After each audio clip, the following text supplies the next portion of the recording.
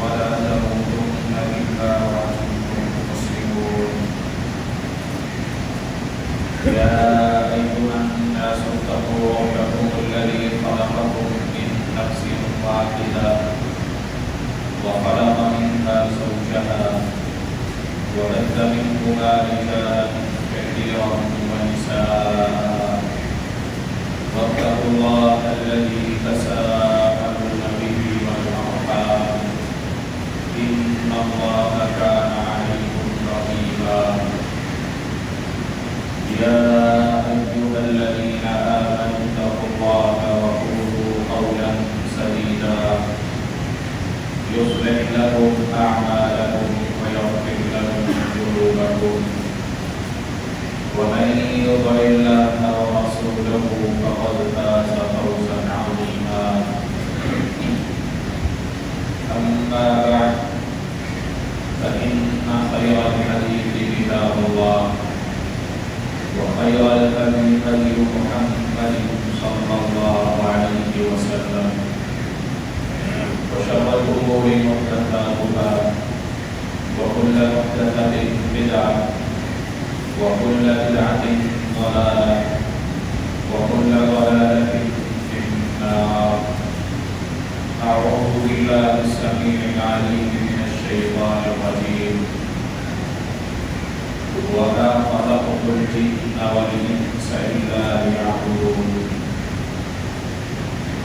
اللهم صل على محمد وعلى آل محمد كما صليت على إبراهيم وعلى آل إبراهيم إنك حميد مجيد. اللهم بارك على محمد وعلى آل محمد كما باركت على إبراهيم وعلى آل إبراهيم إنك حميد مجيد. رب اشرح لي صدري ويسر لي أمري واحلل عقدة من لساني يفقهوا قولي. رب زدني علما. اللهم رب زدني علما. تمام تعریفات اللہ رب العالمین کے لیے جو ہم سب کا قائم مالک حاصل ہے. درود و سلام محمد علیہ صلوات اللہ وسلم کا. اللہ رب العالمین نے قرآن مجید فرقان حمید میں اپنے بندوں سے جس بات کا تقاضا کیا ہے وہ اس کی عبادت ہے، اس کی فرمانبرداری ہے، اس کی اطاعت ہے. اور اللہ رب العالمین نے یہ فرمانبرداری، یہ اطاعت، اس کی کوئی مدت محدود نہیں رکھی، اس کے لیے کوئی دن خاص نہیں رکھے. اللہ رب العالمین کا ہم جتنا شکر ادا کریں اتنا کم ہے کہ اس رب رحمان نے ہمیں رمضان المبارک پانے کی اور اس کے روزے رکھتے ہوئے اس کی بقیہ عبادات کرنے کی توفیق عطا فرمائی. اب ہمیں اس بات کے لیے دعا کو ہونا چاہیے کہ اے اللہ، تیری بارگاہ کے اندر جو ٹوٹی پھوٹی عبادات لے کر ہم آئے ہیں اس کو تو اپنی بارگاہ میں قبول و منظور کروا. اس دعا کو کرتے رہنا چاہیے. اور اللہ رب العالمین نے اس کی مدت کے متعلق عام طور پر ہم یہ سمجھ لیتے ہیں کہ رمضان کا مہینہ بے شک کہ اس میں اللہ کی رحمتیں بڑھ جاتی ہیں، ان کا لیول، وہ بہاریں، وہ تمام کی تمام بڑھ جاتی ہیں. لیکن جو رب رمضان المبارک کا رب ہے وہی رب باقی 11 مہینوں کا بھی ہے. جو بندے رمضان المبارک کے اندر اللہ کی اطاعت اور فرمانبرداری میں آگے بڑھتے ہیں، جو رمضان المبارک کے اندر اس کی عبادات کرتے ہیں، نیکیاں حاصل کرنے کی جستجو کرتے ہیں، محنت کرتے ہیں، وہی بندے باقی 11 مہینے بھی گزارتے ہیں. تو اس رمضان المبارک کے تسلسل کو باقی 11 مہینے بھی برقرار رکھنا چاہیے. اللہ رب العالمین نے قرآن مجید فرقان حمید میں اپنی عبادت کا جو مقصد ہمیں بتلایا ہے کہ وَمَا خَلَقْتُ الْجِنَّ وَالْإِنسَ إِلَّا لِيَعْبُدُونَ، کہ یہ خلقت، یہ تخلیق جو کی گئی مخلوقات کی، جنوں اور انسانوں کی، جانوروں کو تو عبادت کا اللہ نے کہا ہی نہیں کیونکہ وہ عقل والے ہی نہیں ہیں، تو انس اور جن اس کی تخلیق کا جو مقصد رب العالمین نے بتلایا ہے وہ اللہ کی عبادت کرنا ہے، اِلَّا لِيَعْبُدُونَ، اور کوئی مقصد نہیں ہے مگر کہ تم اس کی عبادت کرو۔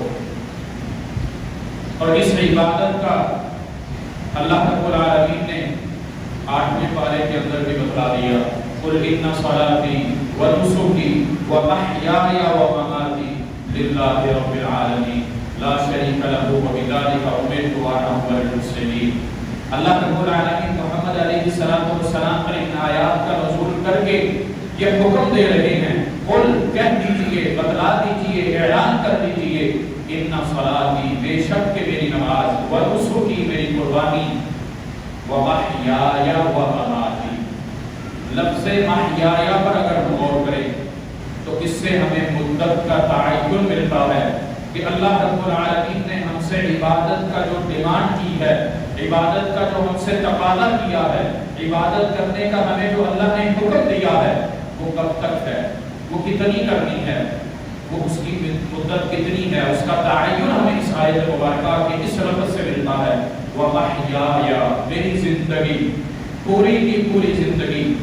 اللہ رب العالمین سورۃ حجر کے آخر میں فرماتے ہیں وَاعْبُدْ رَبَّكَ حَتَّى يَأْتِيَكَ الْيَقِينُ، اپنے رب کی اطاعت، بندگی، عبادت اس وقت تک کرتے رہو، حَتَّى يَأْتِيَكَ الْيَقِينُ، یہاں تک کہ تم پر یقین آ جائے، تمہارے پاس یقین اتر جائے، اس وقت تک تم نے اس کی عبادت کرنی ہے۔ ان آیات مبارکہ سے، محیایا سے یا ومماتی سے، یعنی اس یقین سے، یقین کا معنی کیا ہے؟ یقین کا معنی موت ہے۔ جب اللہ رب العالمین کی طرف سے فرشتہ موت کا پیغام لے کر آ جائے، وہ اجل بندے کی اس پر آ جائے، وہ اللہ کی طرف سے جو وقت مقرر ہے وہ مقرر وقت اس پر آ جائے، اس کی روح قبض کرنے کے لیے ملک الموت آ جائے، اللہ کا پیغام لے کر آ جائے اور اس کو لبیک کہنا ہی پڑے گا۔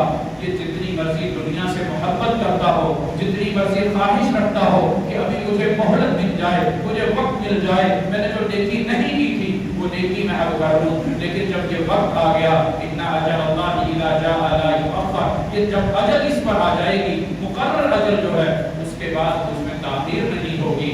اللہ رب العالمین نے یہ یقین کا معنی ہمیں یہ بتلایا ہے، حتی یأتیک الیقین، اس سے کہیں یہ مفہوم نہیں ملتا کہ رمضان مبارک کے اندر ہم نے روزہ رکھنا ہے، دن کو روزہ ہے، رات کی عبادت ہے، رات کا قیام ہے، اذکار ہے، تلاوت ہے، دعا ہے، صدقہ و خیرات ہے، ان کا صرف اور صرف رمضان کے ساتھ قدر کوئی تعلق نہیں ہے۔ ہاں اس کا تعلق بندے کی زندگی کے ساتھ ہے، وہ رمضان ہو یا غیر رمضان ہو۔ ہاں رمضان اس کو سکھلانے کے لیے آتا ہے، اس کو یاد دہانی کروانے کے لیے آتا ہے کہ وہ دنیا کے اندر جو اپنے معاملات کر رہا ہے، دنیا کے اندر تو مشغول ہو کر اپنے رب کو تو دور ہو گیا، اگر چاہے تم نے رب کو بھلایا نہیں ہوگا، لیکن رب کی کتاب سے تو پیچھے ہٹ گیا ہے، واپس پلٹا، اپنے رب کی طرف آ جا، اس طرف رجوع کر لے، رب تجھ پر نگران ہے، تجھے پوچھنے والا ہے، تجھ سے سوال کرنے والا ہے۔ یہ رمضان المبارک اس کو یہ یاد دہانی کرواتا ہے، اس کو ٹچ کرتا ہے، جھنجھوڑتا ہے، اس کو بتلاتا ہے۔ اللہ رب العالمین آسمانوں سے یہ اعلان کر دیتا ہے کہ میں نے تیرے دشمن کو بھی باندھ دیا ہے، ابلیس کو بھی میں نے باندھ دیا ہے، رمضان کا چاند غروب ہوتا ہے، اس کا چاند غروب ہونے تک اس کو میں نے باندھ دیا ہے، وہ تیرا دشمن ہے، آجا تو میری رحمت کے سائے کے نیچے مزید آگے بڑھ جا، مجھ سے التجا کر لے، مغفرت کر لے، دعا کر لے۔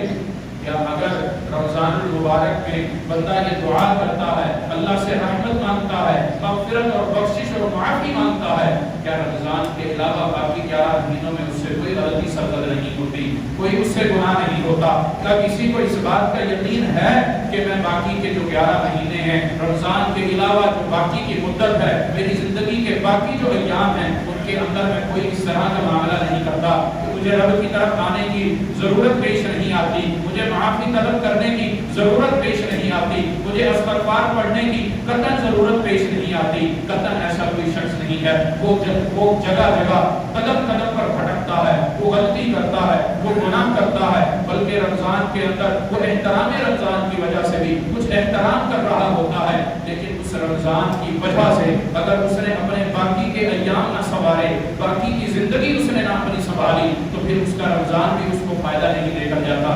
رسول اللہ صلی اللہ علیہ وسلم سے ہمیں اعمال پتہ چلتے ہیں. آپ علیہ السلام کا رمضان ہم نے سنا, سمجھا, اس طرح گزارنے کی بے شک کوشش بھی کی ہے, لیکن رمضان المبارک کے بعد آپ علیہ السلام کے اعمال جاری رہا کرتے تھے. نبی علیہ السلام کا فرمان ہے, من صام رمضان ثم اتبعه ستا من شوال كان كصيام الدهر. آپ علیہ السلام رمضان کے روزے رکھتے, عید کا دن گزارتے, عید کی خوشی مناتے, عید کی خوشی منانے کے بعد شوال کے مہینے میں 6 روزے رکھتے.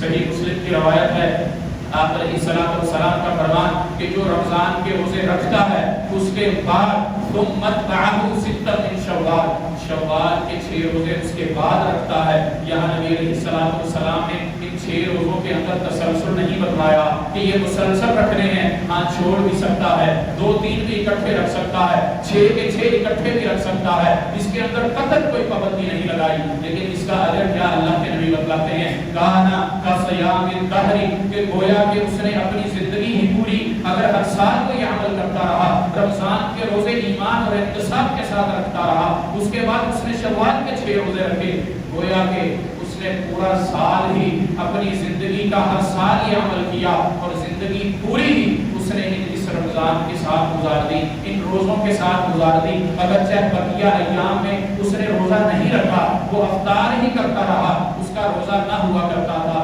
لیکن اجر و ثواب کے اندر رسول اللہ صلی اللہ علیہ وسلم کی اس سنت پر عمل کرتے ہوئے, اپنے اندر روزے کی پابندی کو برقرار رکھتے ہوئے, آپ علیہ السلام بیان کرتے ہیں کہ اس نے اپنی پوری ہی زندگی روزے سے گزار دی ہے. اللہ کے نام ان لوگوں کے اندر شامل ہو گیا کہ اللہ نے اس کے لیے ساری زندگی روزے ہی رکھ دیے. نبی علیہ السلام شوال کے یہ روزے بتلاتے ہیں, اس کے علاوہ ایام 20 کے روزے بتلاتے ہیں. ہاں ہم نے روزے 29 رکھے, 30 ہو سکتے تھے, نہیں ہوئے, اللہ کی مرضی, اللہ کی طرف سے تھا. 29 یا 30 اس کی بحث میں ہمیں نہیں پڑھنا چاہیے. یہ جو معاملہ ابھی عید کے حوالے سے ہوا ہے, جو اس کا مکلف ہے وہ اللہ کے ہاں جواب دہ ہے. اگر وہ غلطی پر ہے, اس سے غلطی ہوئی, جان بوجھ کر کی, جواب اللہ کو دینا ہے. اگر جان بوجھ کر نہیں کی تو اللہ اس کو معاف کرنے والا ہے. ہمیں اس میں غیر یقینی صورتحال میں نہیں پڑنا چاہیے, ہمیں اس میں شک نہیں کرنا چاہیے. نبی علیہ السلام کے دیگر اعمال, دیگر روزے بھی ہم دیکھتے ہیں. آپ علیہ السلام شوال کے روزے رکھتے تھے. یہ رمضان المبارک ہماری ٹریننگ کر کے گیا ہے, ہمیں سکھلا کر گیا ہے کہ بھوک اور پیاس کس طرح برداشت کرنی ہے, گرمی کے اندر اس طرح کس طرح رہنا ہے, اپنے آپ کو کس طرح مینج کرنا ہے, اپنے معاملات کو کس طرح چلانا ہے, اپنی زبان, آنکھ, ناک کو کس طرح کنٹرول میں رکھنا ہے, اپنے ہاتھ کو, اپنی زبان کو, اپنے قدموں کو, اپنے جسم کو اللہ کی اطاعت کے اندر کس طرح لے کر آنا ہے. آئیے اس رمضان المبارک کی تربیت کو آگے لے کر چلتے ہیں. اس ٹریننگ سے ہم سیکھنے کے بعد اپنے باقی کے ایام, باقی 11 کے مہینے, یا رب العالمین نے جب تک میری زندگی لکھی ہوئی ہے, جب تک میری سانس چلتی ہے, اس وقت تک میں اس کو لے کر چلتا ہوں. میں 6 روزے شوال کے بھی رکھ لیتا ہوں. نبی علیہ السلام کا فرمان ہے, میں پیر کا روزہ رکھتا ہوں, میں جمعرات کا روزہ بھی رکھتا ہوں. یہ نفلی روزے ہیں. ہاں اللہ کے نبی علیہ السلام آپ یہ روزے کیوں رکھتے ہیں؟ پیر کے دن کا میرا دن پیدائش کا دن ہے, پیر کے دن اللہ نے مجھ پر وحی اتاری تھی, پیر کے دن ہی میں نے اللہ کے پاس واپس جانا ہے, اور اللہ کے ہاں پیر اور جمعرات کے دن اعمال پیش ہوتے ہیں. میں یہ چاہتا ہوں کہ اللہ کے ہاں میرے اعمال جب پیش ہوں تو میں روزے کی حالت میں ہوں, میری یہ عبادت اس کے اندر شمار ہو جائے. آپ علیہ السلام اس امت کے نبی ہیں, بڑے ہیں, سکھلانے والے ہیں. اللہ کا پیغام آپ پر اترتا ہے, اللہ کی حفاظت میں آپ ہیں, غلطیوں سے مبرہ, پاک اور صاف طاہر ہیں. اس کے باوجود آپ اپنی امت کو سکھانے کے لیے جو اللہ نے اسوہ بنایا ہے اس امت کے لیے, اس امت کو بتانے کے لیے, سکھلانے کے لیے,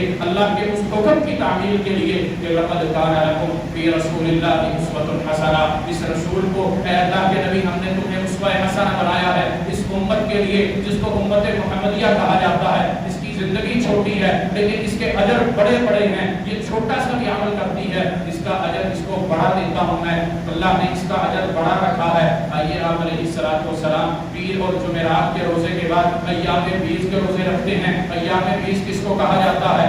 ہر مہینے کی, چاند کے مہینے کی 13, 14 اور 15 تاریخ یہ 3 دن ہر مہینے کے آپ علیہ السلام نے روزے رکھے ہیں، اور یہ روزے بھی بندے کی پوری زندگی کو روزے کی حالت میں گزارنے والا بنا دیتے ہیں۔ آئیے آپ علیہ السلام نفلی روزوں کے علاوہ اور کون سے روزے رکھ رہے ہیں؟ یہ رمضان المبارک ہم نے ٹریننگ حاصل کی ہے، اس کو آگے لے کر ہم نے چلنا ہے، اس کو چھوڑنا نہیں ہے، اس کو بھلانا نہیں ہے۔ اللہ کے ہاں جو اعمال پسند کیے جاتے ہیں، سیدہ عائشہ رضی اللہ تعالی عنہا بیان کرتی ہیں، احب الاعمال الی اللہ تعالی ادومها وان قل، اللہ کے ہاں وہ اعمال پسند کیے جاتے ہیں، اللہ کو وہ اعمال محبوب ہیں، اللہ کے ہاں وہ اعمال عزیز ہیں جو اعمال دوام والے ہوں، مستقل ہوں، مسلسل چلنے والے ہوں۔ وَإِن قَلَّ، چاہے کہ وہ مختصر ہو، تھوڑا عمل ہو، چھوٹا عمل ہو، لیکن مستقل مزاجی والا عمل ہو۔ ہاں جذبات کے اندر آ کر کوئی عبادت نہیں کرنی،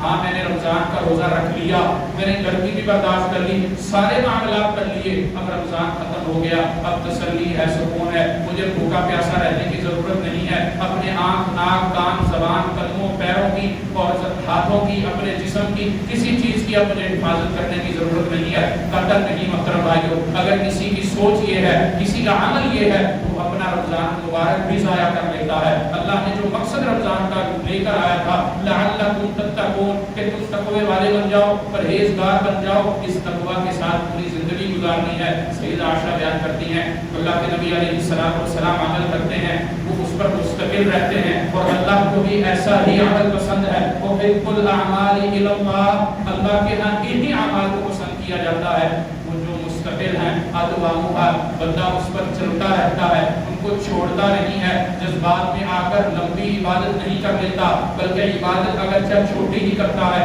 لیکن روزانہ کی بنیاد پر کرتا ہے۔ اللہ کو یہ عمل پسند ہے، وہ لمبا طویل ترین قیام، ایک دن کا قیام، 1 گھنٹے کا قیام، 1 دن کا روزہ، اس کے بعد بھول جانا، اللہ کو یہ عمل پسند نہیں ہے۔ پسند اللہ کو تھوڑا عمل ہے، چھوٹا عمل ہے، لیکن مستقل رہنے والا ہے۔ آپ علیہ السلام ایام بیس کے روزوں کے علاوہ ذی الحجہ کے روزے رکھتے ہیں، والفجر ولیال عشر۔ نبی علیہ السلام کا فرمان ہے کہ جو محبوب ترین، اللہ کے ہاں عزیز ترین راتیں ہیں، وہ آخری عشرے کی راتیں ہیں، رمضان المبارک کے آخری عشرے کی راتیں ہیں۔ اس میں آپ صلی اللہ علیہ وسلم نے اعتکاف کیا، لیلۃ القدر کی تلاش کی، اللہ سے معافی اور بخشش طلب کرتے رہے۔ ہاں سال کے جو بہترین 10 دن ہیں، جو ایک عشرہ بہترین ہے، وہ ایام حج ہیں۔ اس کے اندر عرفہ کا روزہ ہے، حاجی حج کے لیے جاتا ہے، جو میدان عرفہ کے اندر کھڑے ہو کر اپنے رب سے بخشش مانگتا ہے، اس کے لیے روزہ نہیں ہے۔ جو عرفہ کے میدان سے باہر ہے، وہ کسی اور مقام پر ہے، اس کے لیے آپ علیہ السلام نے یہ روزہ بتلایا ہے، عرفہ کا روزہ۔ عرفہ کے روزے سے قبل آپ صلی اللہ علیہ وسلم اس پورے عشرے کے روزے رکھا کرتے تھے۔ آپ علیہ السلام نے ان 10 دنوں کو مبارک دن کہا، بہترین دن کہا، کہ یہ عشرہ جو ذی الحجہ کے اندر ہے، یہ سال کے بہترین دنوں میں سے 10 دن ہیں، اور جو 10 راتیں سال کی بہترین 10 راتیں ہیں، وہ رمضان المبارک کی آخری 10 راتیں ہیں۔ ہم نے رمضان المبارک کی آخری 10 راتیں پا لی، اللہ ہمیں اس کے اندر لیلۃ القدر پانے والوں میں شامل فرما لے۔ اب ہم نے 10 دنوں کا انتظار کرنا ہے، جو سال کے بہترین 10 دن ہیں، 2 مہینے بعد وہ آنے والے ہیں، ایام حج ہوں گے، ذو الحجہ کے پہلے 10 دن ہوں گے، اس کے اندر آپ صلی اللہ علیہ وسلم روزہ رکھتے تھے۔ آئیے آپ علیہ السلام کے نفلی روزوں میں سے ایک روزہ اور بھی دیکھتے ہیں۔ محرم کے مہینے ہیں، آپ علیہ السلام 10 محرم کا روزہ رکھتے ہیں۔ صحابہ بیان کرتے ہیں کہ یہودیوں نے بھی روزہ رکھا ہوا ہے۔ آپ علیہ السلام پوچھتے ہیں کہ کس چیز نے روزہ رکھنے کا کہا ہے؟ اللہ کے نبی علیہ السلام فرعون سے نجات کی خوشی منا رہے ہیں کہ موسیٰ کو فرعون سے نجات ملتی ہے۔ آپ علیہ السلام کا بیان ہے کہ اگر یہ خوشی اس بات کی منا رہے ہیں تو موسیٰ علیہ السلام میرے زیادہ بھائی ہیں، میرے زیادہ قریب ہیں، وہ میرے بھائی بھی ہیں، ان پر بھی نبوت اتری، مجھ پر بھی اللہ کا پیغام اترا، مجھ پر بھی نبوت اتری، وہ بھی اللہ کے نبی تھے، میں بھی اللہ کا نبی ہوں، وہ بھی اللہ کا پیغام پہنچانے والے تھے، میں بھی اللہ کا پیغام پہنچانے والا ہوں، مجھے وہ زیادہ عزیز ہیں۔ ہم نے روزہ رکھنا ہے، 10 محرم کا روزہ رکھتے ہیں، اور ساتھ یہ کہتے ہیں کہ ان یہودیوں کی مخالفت کرنی ہے، کیونکہ یہ اسلام کے دشمن ہیں، اللہ کے دشمن ہیں، نبی کے دشمن ہیں، مسلمانوں کے دشمن ہیں، اور آج وہ دشمنی بخوب اپنی نکال رہے ہیں۔ ہاں مسلمان غفلت کا شکار ہو کر ان کے تحت آ چکا ہے، ان کے ظلم کا شکار ہو چکا ہے۔ اللہ ہمیں بھی اس ظلم سے محفوظ رکھے، ہمارے مسلمان بھائیوں کو اس ظلم سے محفوظ رکھے۔ جو کچھ ہو رہا ہے دنیا دکھا رہی ہے، اللہ ان کو نیست و نابود کرے، لیکن ہمیں بھی جاگنا ہوگا۔ موضوع بدل رہا ہے، ہمیں بھی طاقت اختیار کرنی ہوگی۔ وہ کب ہوگی؟ جب ہم وَاعْبُدْ رَبَّكَ حَتَّىٰ يَأْتِيَكَ الْيَقِينُ، اللہ کی عبادت، اللہ کی بندگی، پرہیزگاری، اللہ کی اطاعت اس وقت تک اختیار کریں گے جب تک کہ موت نہیں آ جاتی۔ اللہ نے جو اعلان کر رکھا ہے، اللہ نے وعدہ کیا ہوا ہے، وَأَنْتُمُ الْأَعْلَوْنَ إِن كُنتُم مُؤْمِنِينَ، تمہیں میں حاکمیت بھی دوں گا، تمہیں بلندی بھی دوں گا، بادشاہت بھی دوں گا، دنیا کا نظام بھی دوں گا، شرط ایک ہے صرف، إِن كُنتُم مُؤْمِنِينَ۔ آج ہمارے اندر یہ کمزوریاں پیدا ہوئیں تو اللہ نے ان کو بھی مسلط کیا۔ آئیے نبی علیہ السلام کے ارشاد فرماتے ہیں، ہم نے یہود کی مخالفت کرنی ہے، اگلے سال اللہ نے مجھے زندگی دی، موقع دیا تو میں 9 محرم کا روزہ بھی رکھوں گا، صرف اس وجہ سے کہ ان کی مخالفت ہو جائے۔ 10 محرم اور 9 محرم کا آپ علیہ السلام نے روزہ بتلایا، یہ نفل روزہ ہے۔ اس کے بعد آپ علیہ السلام کا ایک روزہ ہم اور دیکھتے ہیں، آپ علیہ السلام صوم داؤدی رکھتے ہیں۔ صوم داؤدی کیا ہے؟ ایک دن روزہ، ایک دن افطار۔ آپ علیہ السلام کے پاس ایک صحابی آتا ہے، اللہ کے نبی علیہ السلام کے اعمال پوچھتا ہے۔ ہاں، آپ صلی اللہ علیہ وسلم روزے سے رکھتے ہیں، آپ علیہ السلام رات کا لمبا قیام کرتے ہیں۔ وہ صحابی کہتا ہے میں اپنی زندگی روزے سے ہی گزاروں گا۔ دوسرا کہتا ہے میں رات کو آرام ہی نہیں کروں گا، میں قیام ہی کرتا رہوں گا۔ آپ علیہ السلام کو پتہ چلتا ہے، آپ صلی اللہ علیہ وسلم فرماتے ہیں میں شادی بھی کرتا ہوں۔ تیسرے صحابی نے کہا تھا میں شادیاں نہیں کروں گا۔ آپ علیہ السلام بلاتے ہیں، اعلان کرتے ہیں، خبر کرتے ہیں، صحابہ کو بتلاتے ہیں میں شادیاں بھی کی ہیں، میں نے روزہ بھی رکھا ہے، میں نے افطار بھی کی ہے، میں رات کو سوتا بھی ہوں، رات کا قیام بھی کرتا ہوں۔ تو یہ عمل کرے گا وہ میری سنت نہیں ہوگی۔ نبی علیہ السلام نے بہترین روزہ صوم داؤدی کو کہا ہے۔ ایک دن روزہ ہے، ایک دن روزہ نہیں ہے، وہ افطار کا دن ہے، تاکہ جسم کے اندر کمزوری نہ آ جائے۔